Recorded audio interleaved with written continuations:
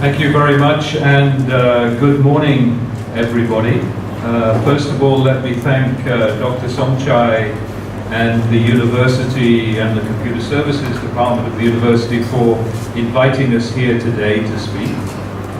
It's a great honor to be in your university. I've heard so much about it over the years, so I'm very pleased to be here today. I'd also like to thank Dr. Prom Pillai, the last speaker, and a lot of the trends that she talked about in terms of education 4.0 will be similar in the themes that you'll hear from me today.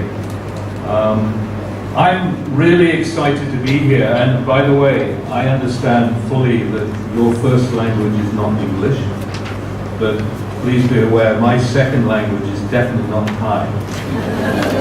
So I've been in Asia a long time, and I will endeavor to speak as clearly as possible to help you understand some of the things that I'm going to talk about today.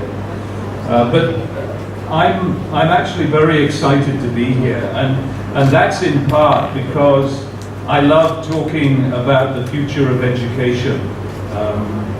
But I know also, like all of you here today, you also are interested in the future of education. That's why you're here in this great university. My own background, as I think was explained beforehand, is that I've run a fully online business school in Singapore about 10 years ago for about 5 years. And the interesting thing about that online business school was it was backed by 21 of the world's best universities, or best known and research-intensive universities from around the world.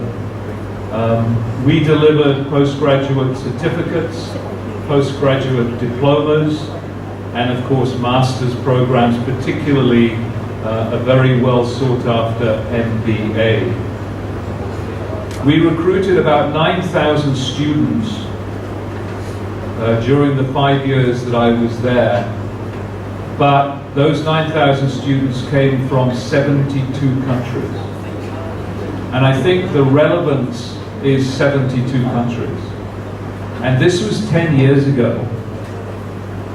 So imagine today how far further ahead we've got in terms of technological developments. So the ability for us to recruit students from 72 countries for top-class postgraduate programs 10 years ago was quite extraordinary.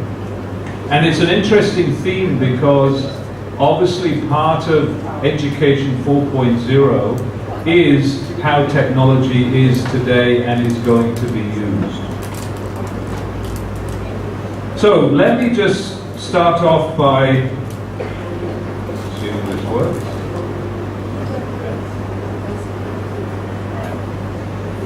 We go to the old-fashioned way. Desire to Learn, or D2L as we're called, that's the organization that I represent, was founded in 1999, and like many of you, I've spent a large part of my recent career thinking about education, but of course from a slightly different perspective. We were founded in 1999 with a very simple insight, and that was that innovation and technology was transforming all kinds of industries and parts of our lives. The way we work, the way we entertain ourselves, even how we shop. But the way we delivered learning experiences had stayed relatively untouched. Now, we were founded in Canada, and the fact that those education experiences have remained untouched was quite ironic in Canada, because as you may know, in the early days of the World Wide Web, many Canadian universities were early hubs of that World Wide Web. And back in 1999, many students got their first email addresses. when they started their first year of university. But when they took a distance education course, which was becoming quite popular, when they took a distance education course as a student, they had to submit their assignments in the mail. They had to send in their assignments to be assessed by printing them out and putting them in an envelope and then sending them off in the mail.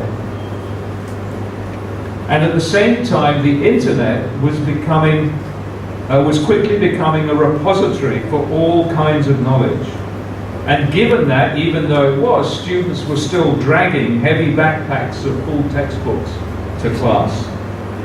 So, D2L, or Desire to Learn, was started with the belief that the smart application of technology could create a better world where learning was more accessible, more engaging, and more inspiring. And the company set out to bring new technologies to market, helping to transform the way the world learns. That was our mission, still is our mission. And over the last 19 years, D2L has had a front row seat, watching education around the world evolve. In the beginning, simply improving the distance learning experience was a big deal. We helped schools to take existing courses and offer them online. Compared to mail and fax, the online experience was much, much better. Students could access course materials anytime, instructors could update courses painlessly, and submitting assignments didn't require a postage stamp, but instead could be done with a mouse click. Feedback cycles were shortened, and for the first time you could interact with your instructor and your classmates, reducing the isolation of taking courses remotely. And moving these courses online created a better, more effective learning experience. And now, as technology has made its way into the traditional classroom, we've seen the same kind of positive impact. Blended learning allows instructors to focus in-class time on discussion and interaction while encouraging students to use their online time to prepare for those in-person sessions.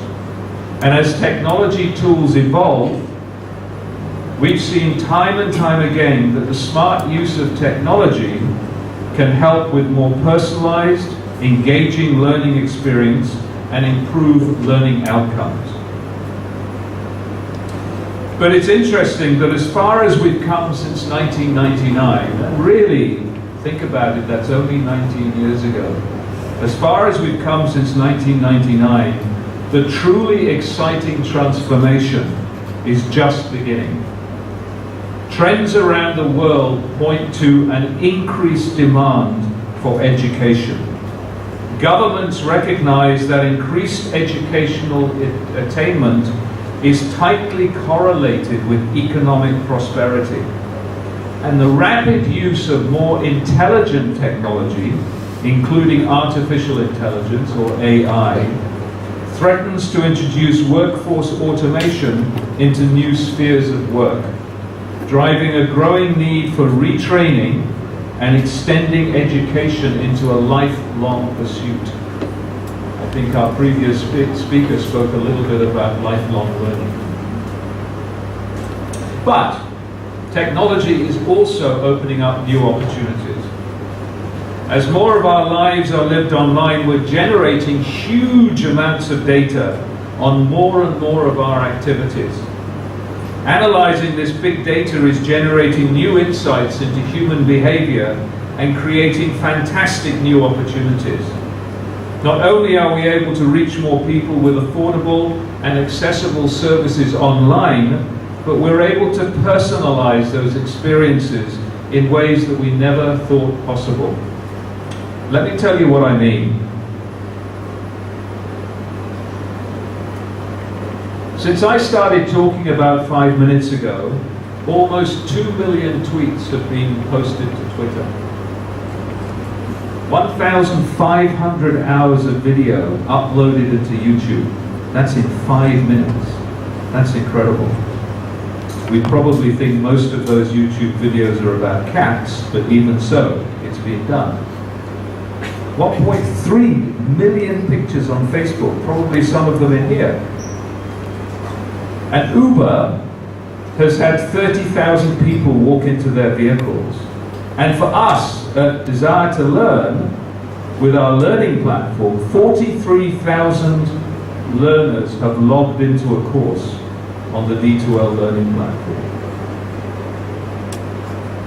And the thing about it is that each one of those interactions generates data about what we've done and when we did it.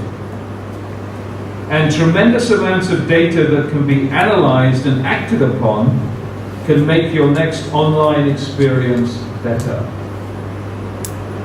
Netflix, I'm sure you all know Netflix. Netflix is a great example of this. Every time you watch something on Netflix, the company knows. They know what you searched, what you watched before, what you watched after. They know if you started watching something, and they know if you stopped it before it finished. And they use that data to recommend new videos, new movies, and new series to watch, and to determine what videos to add to their library. As they've started to produce original content, they've used that data to guide their decisions on which shows to fund.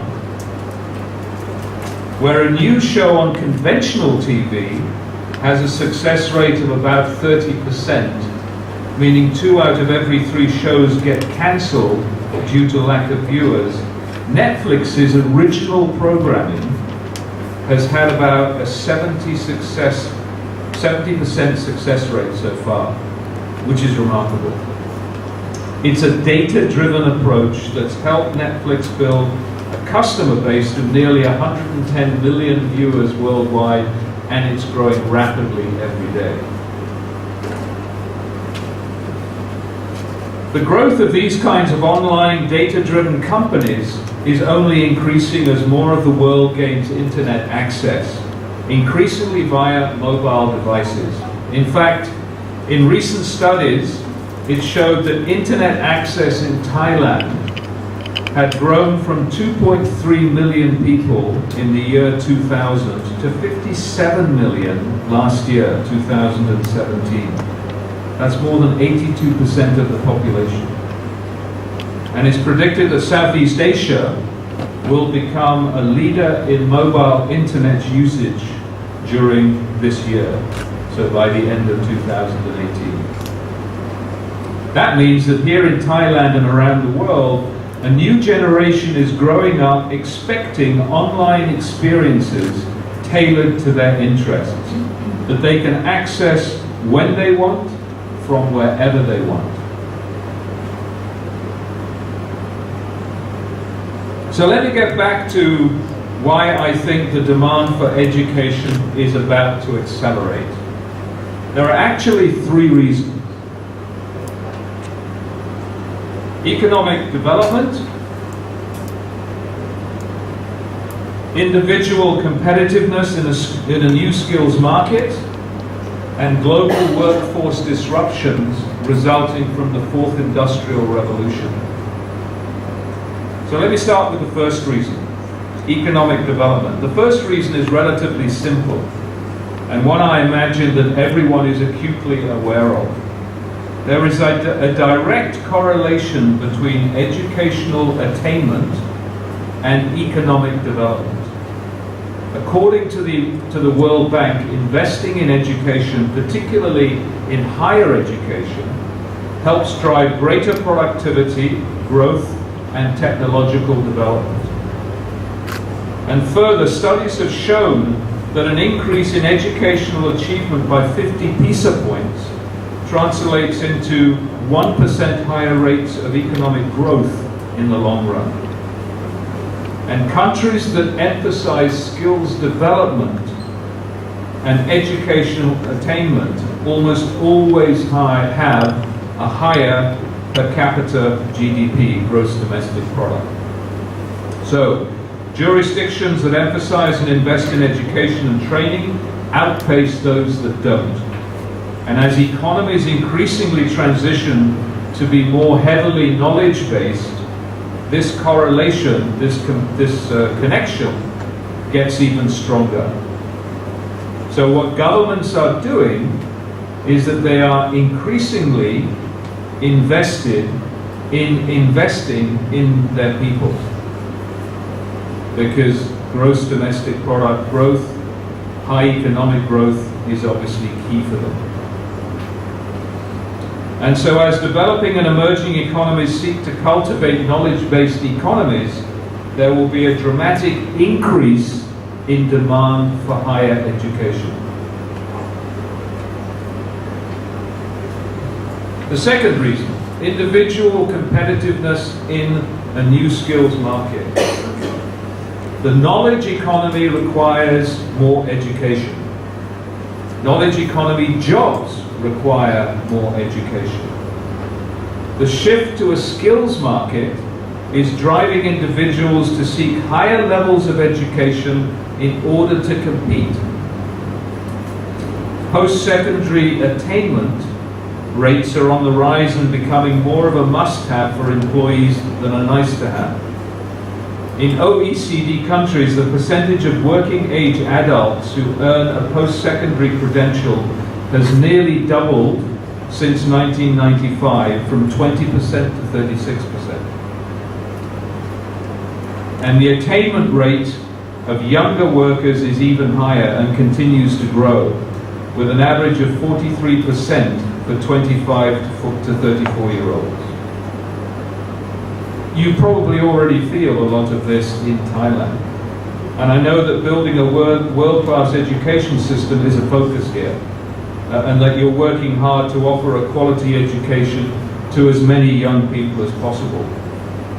But simply meeting the demand, the growing demand from traditional students, is only part of the challenge.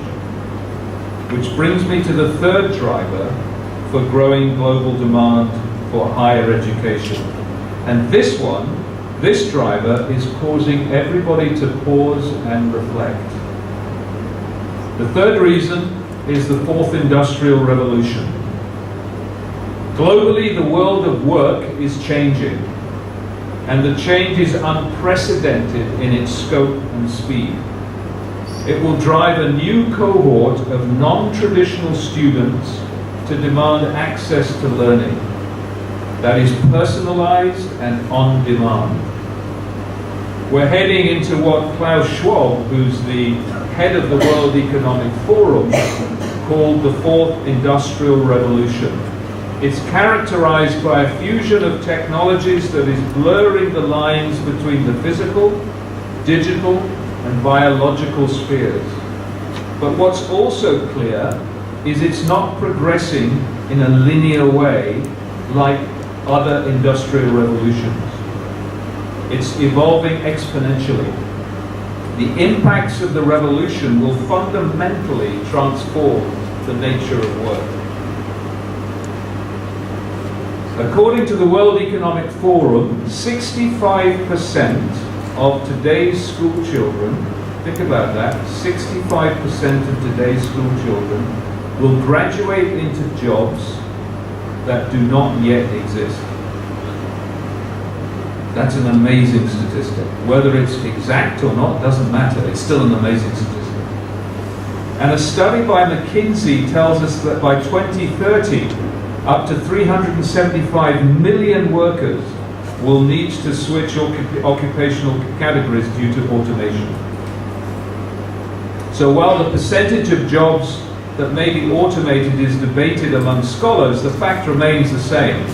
Artificial intelligence and automation will have a profound impact on the future of work. And I don't mean that factory robots are taking over assembly line jobs. That's what the third industrial revolution was about. Automation is now happening in the cognitive space as well as the physical one. As we speak, artificial intelligence is augmenting or replacing human reasoning in jobs like real estate brokers, paralegals, radiologists, and accountants. In fact, a number of D2Ls, our university customers, have actually eliminated their radiology programs because machine learning algorithms are already outperforming panels of human experts. Artificial intelligence or AI tech companies are saying that up to 50% of current employees in the finance sector could be replaced by AI over the next 10 years.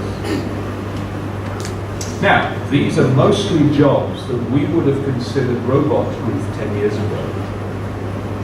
So it's interesting to see the rate of change. And due to that, AI is coming faster than most of us realize and to more parts of our lives. Last year, the White House in the US reported that about 3.1 million US drivers working today could have their jobs automated by autonomous vehicles. And that includes truck drivers as well as Uber and delivery drivers. While this example is from North America, the rise of smarter machines is truly global. And I know that in Southeast Asia, many global companies have established significant business processes, particularly customer call centers. But as the International Labour Organization recently said in their Future of Work study, 1.3 million strong BPO workforce now faces disruption because of automation. Gartner, the research firm, predicts that by 2020, customers will manage 85% of their relationships with companies without interacting with a human. If there is a task that is relatively predictable or repetitive, no matter where it is, it might soon be partially or completely automated. Now again, if you told me 10 years ago about autonomous vehicles or human-like chatbots, it would have been really hard to believe. The technology-driven revolution is changing how we live. And we're all going to feel AI, artificial intelligence, in some way. And the problem is that our skills aren't keeping pace. The sheer number of soft and technical skills already required by most companies is exploding. At the same time, the skills our workers have are relevant for less and less time. And of course, artificial intelligence only accelerates this trend. We've now crossed well over the threshold where the timed obsolescence for skills is shorter than for a single career. So either we adapt and improve our skills, or watch as many of the traditional middle-class jobs, both physical labor and now cognitive skills, are automated in part or in full. So back to my third reason for increased demand for education. No longer is it the case that you can go to school for 20 years and work for 40 in most professions. I believe that a true lifelong approach to learning is quickly becoming mandatory. And this will drive a new cohort of working learners who will demand access to ongoing skills development throughout their life.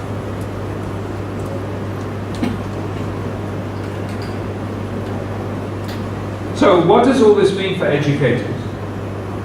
Well, global trends point to a significant rise in the demand for education.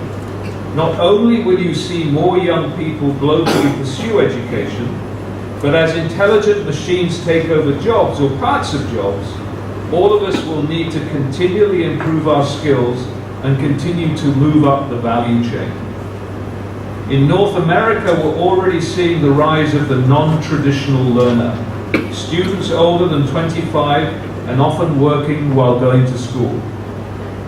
According to the National Center for Education Statistics, 42% of all college students will be over the age of 25 by 2020. That's in 2 years' time. And this issue is not just isolated to the US. You can imagine what will happen as, for example, call center jobs are displaced, at least or in part, by automation, and workers need to take on more complex customer service tasks. They will need to retrain. This rising tide of learners will have more needs and different expectations. Someone mid-career who wants to upgrade their skills while they continue working and maybe can't travel to class during the day, they'll need to fit learning into their schedule. And a generation brought up online would expect learning to be like all their other experiences, engaging, personalized, and available whenever and wherever they want it. For educators, the same data-driven approach that allows Netflix to target new shows to its viewers gives you the ability to deliver more personalized learning experiences, to identify learners at risk earlier, and to improve learning outcomes.